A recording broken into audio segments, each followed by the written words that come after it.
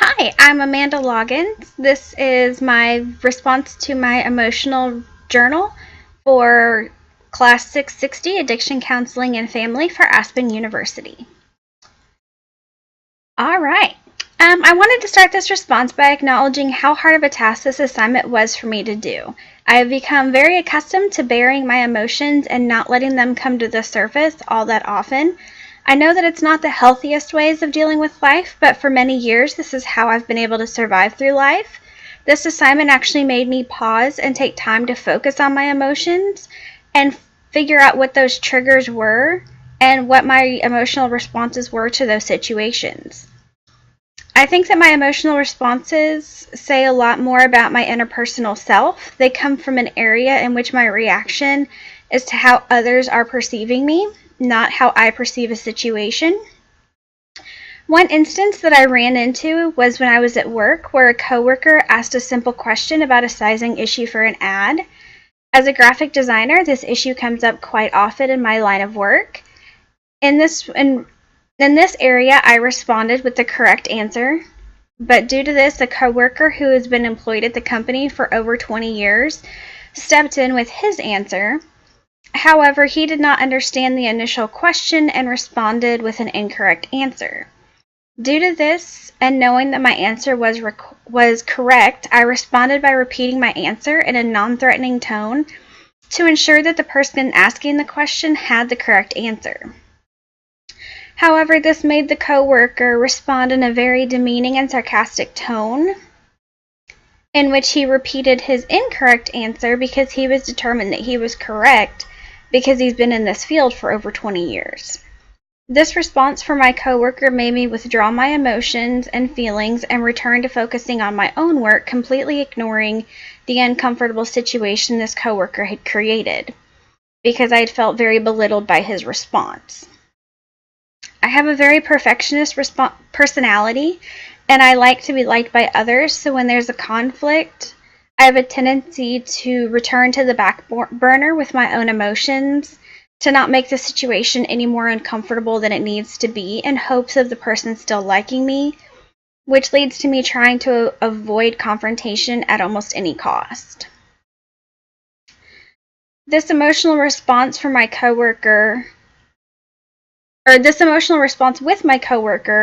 aligns with my emotional circumstances I had in my childhood. My family has never been very emotional, and I think that's where I learned to bury my emotions and not let them come to the surface.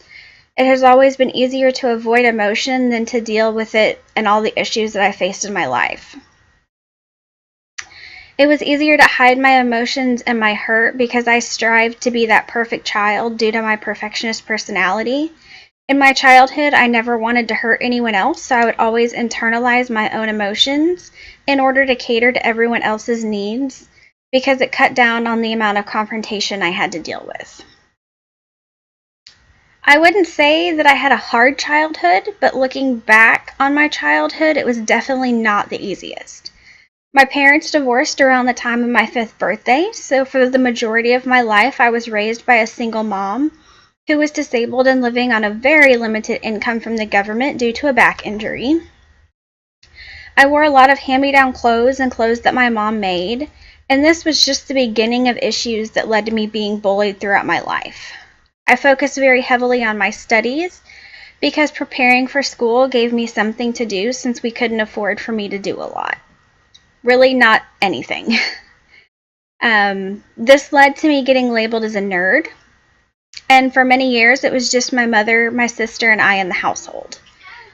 That was until my parents decided to rekindle their relationship, which also meant a move out of state. My sister had decided to stay living with our grandparents at the time to finish out her high school years because she didn't want to leave her friends. So I almost became an only child since I was the only one at home. In reality, I'm the youngest of 8 in a blended family, which is another long story that we don't really have time for today. However, the short version, I've only had a relationship with 3 of the siblings. One of those siblings has been in and out of prison for as long as I can remember.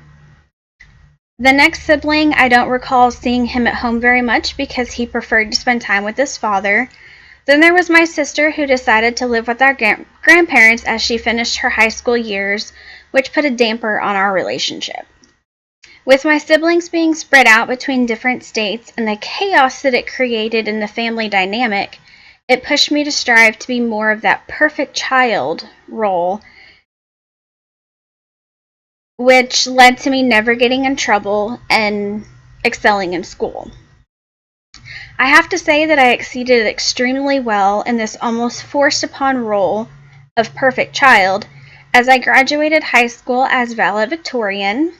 I then went on to college and graduated with my undergrad in 3 years.